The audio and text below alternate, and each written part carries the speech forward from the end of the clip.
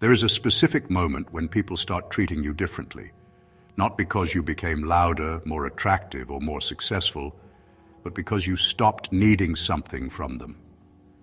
Most people never notice this moment because they are too busy looking outward, watching faces, reading reactions, adjusting themselves in real time. But the ones who stop doing that, the ones who genuinely stop, experience a change in how others move around them. Not a dramatic change, a quiet one. And that quiet change is what this is about. Most people believe respect is earned by performance, by doing more, achieving more, being more agreeable, more impressive, more available. So they spend years optimizing themselves for the approval of others. They choose their words carefully. They soften their opinions. They laugh at things that are not funny. They agree when they disagree. And after all of that effort, they still feel like something is missing, because what they built was not respect, it was tolerance. And tolerance disappears the moment you stop performing. Here is what almost no one tells you. Respect and approval are not the same thing. They do not even come from the same place. Approval is given when you make someone feel comfortable. Respect is given when someone senses that your comfort does not depend on them. These are opposite dynamics. One requires you to shrink. The other requires you to remain completely still while everyone else shifts around you. Most people spend their entire lives chasing approval while wondering why respect never quite arrives. Watch how people treat someone who clearly needs their validation. They become careless with that person, not always out of cruelty, often without even thinking about it, because the human mind unconsciously devalues what is too easy to influence. When someone can be visibly affected by your opinion of them, something in you registers that as weakness. You may never say it out loud, you may genuinely like that person, but your behavior toward them slowly reflects it. You cancel on them more easily. You consider their feelings less. You take longer to respond, not because you decided to, because you sensed you could. This is the part most people find uncomfortable to accept. The way others treat you is not primarily a reflection of their character. It is a reflection of what they sense about yours, specifically, what they sense about how much you need them. People are remarkably accurate at detecting need, not through logic, but through pattern. The way you follow up too quickly, the way your tone shifts when someone seems distant, the way you over-explain yourself when no explanation was asked for. These signals are invisible to you in the moment. They are not invisible to the people receiving them. And this is where the belief gap becomes impossible to ignore. People think that showing others they care, that demonstrating investment, that being visibly affected, they think this creates closeness. Sometimes it does, but in the context of respect, it does the opposite. The more someone can see that their opinion moves you, the less weight their opinion carries toward you. It sounds paradoxical, but it is simply how social hierarchy operates beneath the surface. Emotional availability is not the problem, emotional dependency is. And most people cannot tell the difference between the two until it is already costing them. Think about the people in your life who you respect most deeply, not the ones you like the most, the ones you respect. There is almost certainly a quality in them that is difficult to name but easy to feel, a kind of settledness. They are pleasant, even warm, but somewhere underneath that warmth is something immovable. You sense that your approval means something to them, but not everything. You sense that if you withdrew it, they would not collapse. They would simply continue. That quality, that specific quality, is what makes you careful with them, what makes you think before you speak, what makes you take them seriously. Now think about how you show up in the rooms you enter, not how you intend to show up, how you actually show up. Do you scan the room for reactions when you speak? Do you feel a subtle relief when someone laughs at what you said? Do you replay conversations afterward, measuring how you were received? These are not personality flaws. They are symptoms of a mind that has been trained to use external feedback as a compass. And the problem with using other people as your compass is that they can feel it. They may not be able to articulate it, but they feel it, and it changes how they position themselves relative to you. There is a particular kind of person who enters a conversation without auditing themselves in real time. They say what they think. They hold their position when challenged. They do not rush to fill silence with reassurance. And the interesting thing is that people often describe this person as confident, as magnetic, as someone who commands the room. But none of those words capture what is actually happening. What is actually happening is simpler and more unsettling. That person is not performing for the room, and the room can feel it. The absence of performance in a world full of performers is one of the most powerful signals a human being can transmit. This is also why trying to appear confident rarely works, because confidence as a performance is still a performance. And people who are sensitive to these signals, which is most people at an unconscious level, can detect the difference between someone who is genuinely unbothered and someone who is working hard to seem unbothered. The jaw is slightly too tight. The laugh comes a fraction too quickly. The eye contact is held a beat too long, as if to prove something.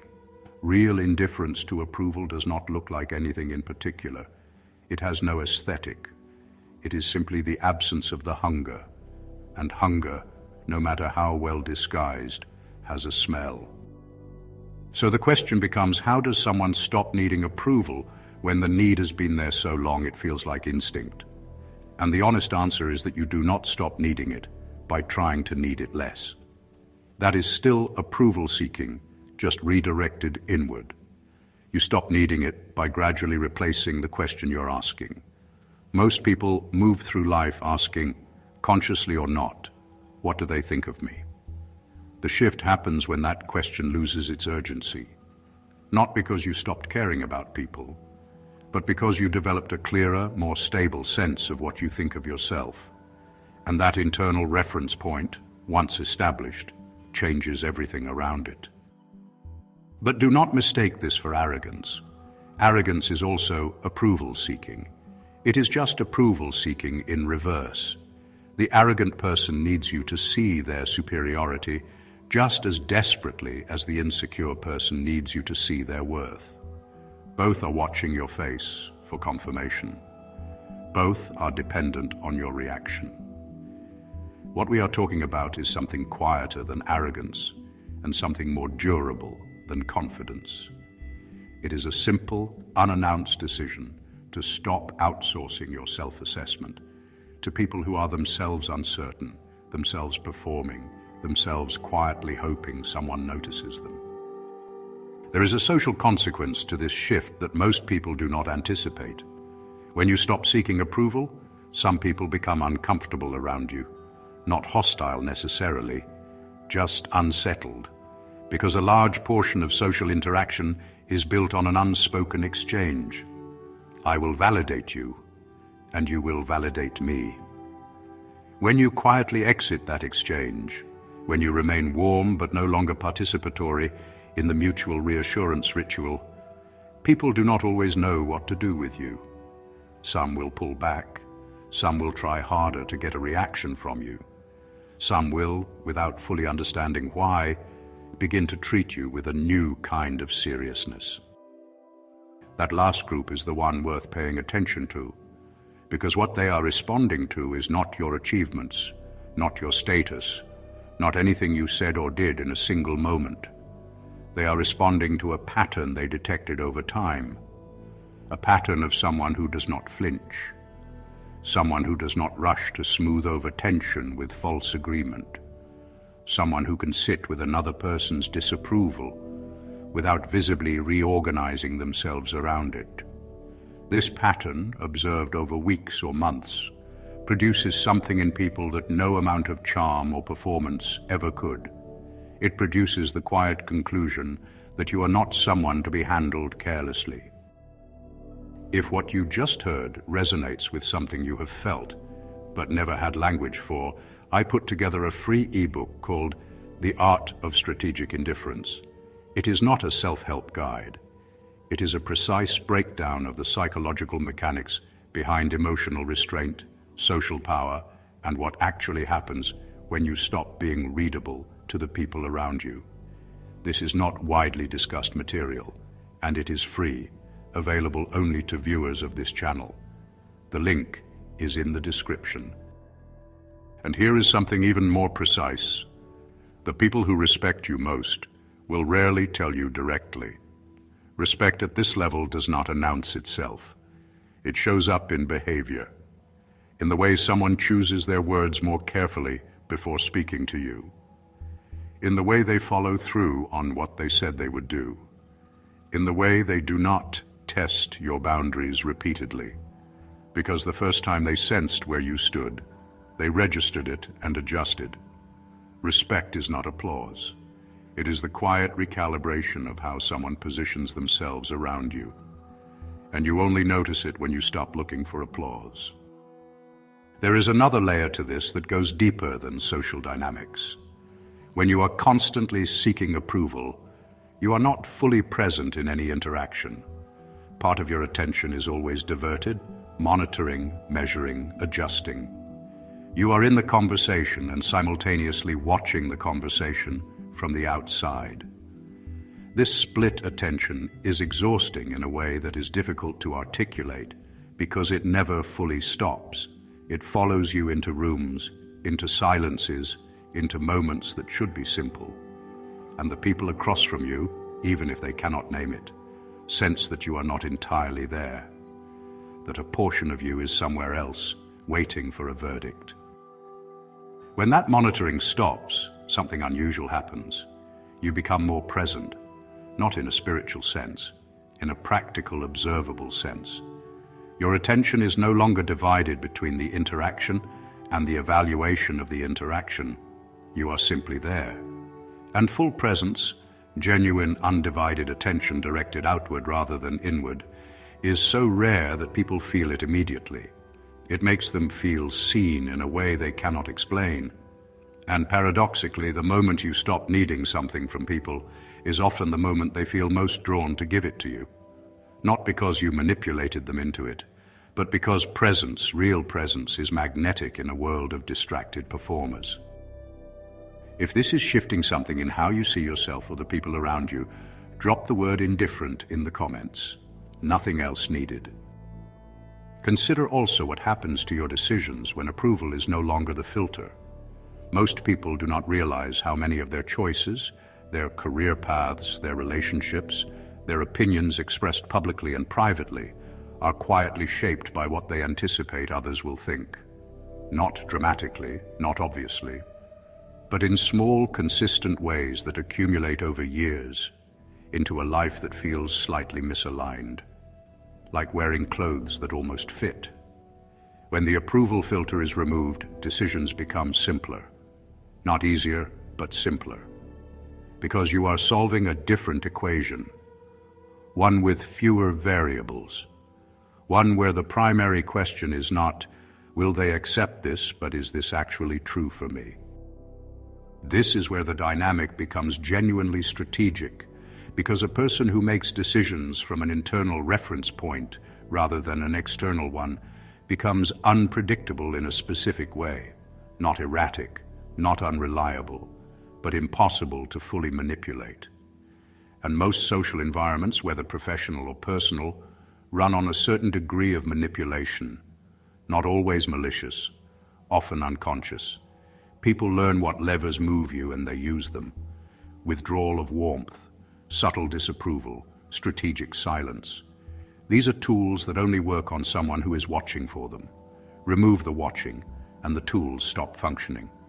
And the people who relied on those tools, again often without realizing it, will sense the shift immediately. This is also why certain people become quietly threatening to those around them without doing anything aggressive.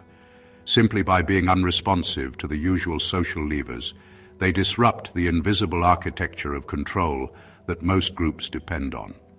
The person who cannot be guilted, cannot be flattered into compliance, cannot be made anxious by a cold shoulder, that person is genuinely difficult to manage. And in environments built on managing people, that is an uncomfortable presence to have in the room. Some will call it coldness, some will call it arrogance. What they are actually describing is the absence of a handle. And a person with no handle is a person who cannot be moved against their will.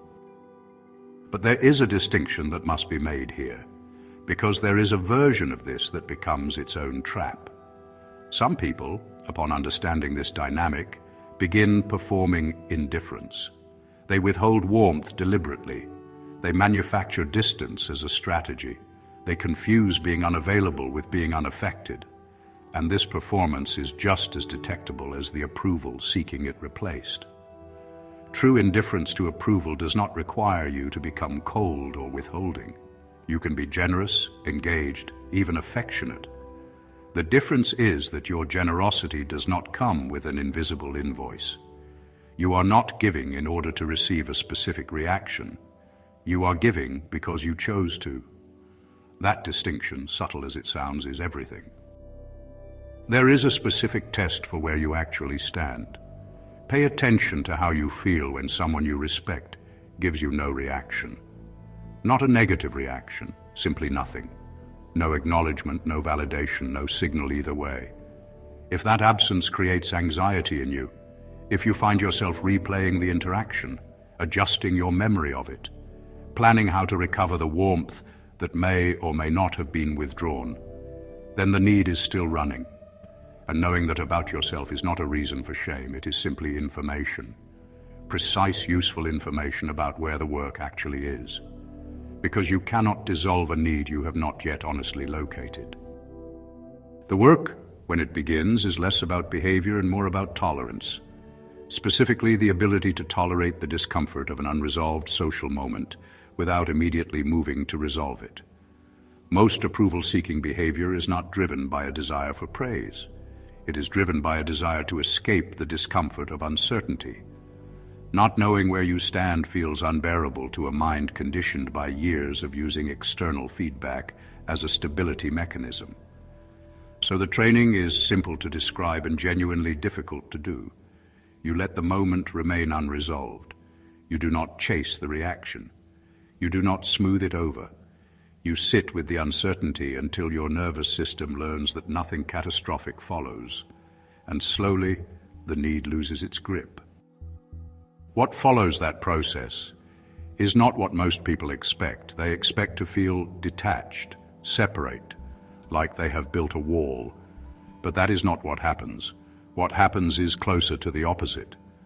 When you no longer need a specific reaction from people, you become genuinely curious about them. Because you are no longer using the interaction to regulate yourself, you can actually observe what is happening. You notice things you missed before. The slight hesitation before someone answers. The topic they keep returning to. The gap between what they say and how they hold their body when they say it. You become a better reader of people precisely because you stopped needing something from them. Detachment from need is not distance, it is clarity.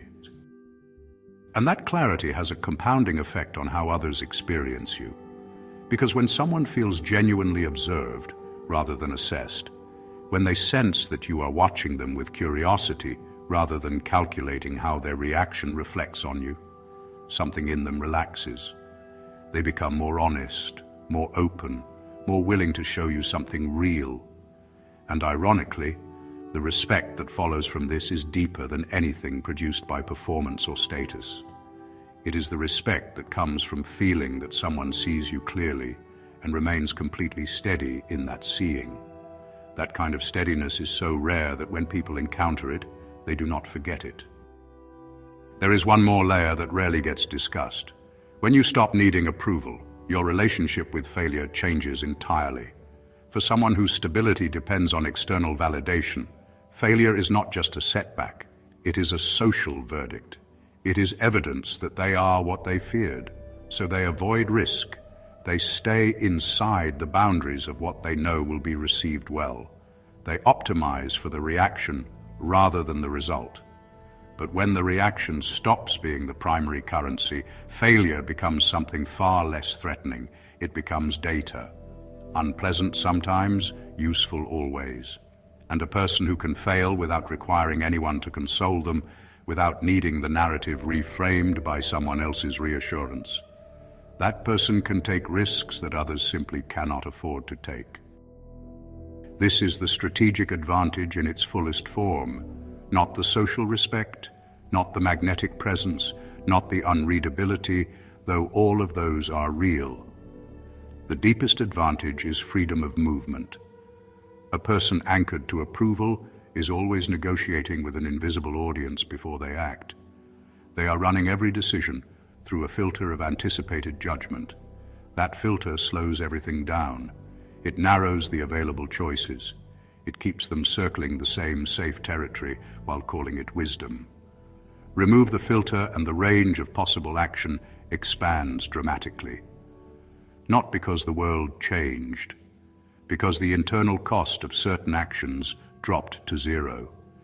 And when something costs you nothing psychologically, you can do it cleanly, quickly, and without the hesitation that others will inevitably read as weakness.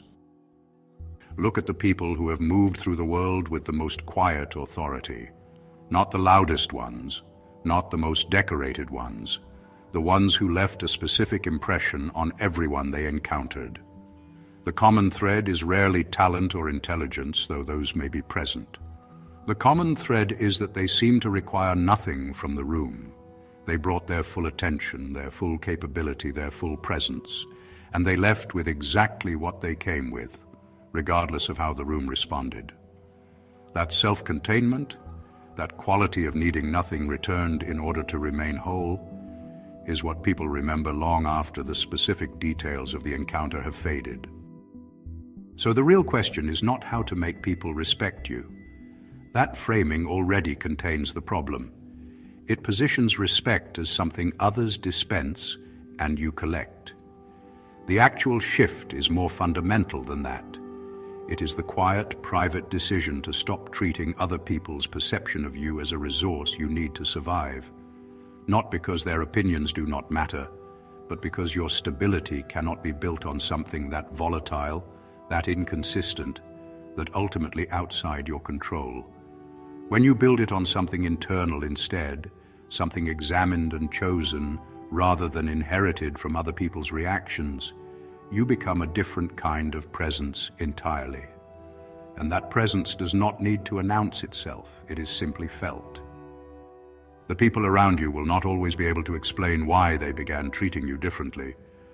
They will not trace it back to the moment you stopped watching their faces for signals. They will not notice the absence of the hunger. They will simply find themselves being more careful with you, more honest with you, more drawn to you in a way they cannot fully articulate.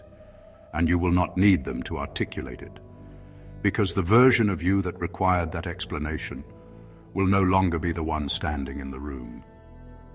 If this video clarified something you have been circling for a long time, the free ebook in the description goes further. The Art of Strategic Indifference is available only to viewers of this channel, and it costs nothing. Ask yourself this before you leave. How many decisions have you made this year that were quietly shaped by what someone else might think? And what would those decisions have looked like without that filter? Let me know in the comments. If this reached you, share it with someone who is still waiting for permission they will never receive. Subscribe if you want to keep going deeper into these ideas. And the next video continues exactly where this one leaves off. It is worth your time. There is also a Patreon linked in the description. What is shared there does not belong on a public platform. It is material built around the same psychological territory this channel covers, but taken further than is appropriate for an open audience. Frameworks, observations, and insights that are deliberately kept private, accessible only to those who are serious about understanding how power, behavior, and human nature actually operate beneath the surface. It is not for everyone. It is only for viewers of this channel who want the version of this knowledge that was never meant to be public.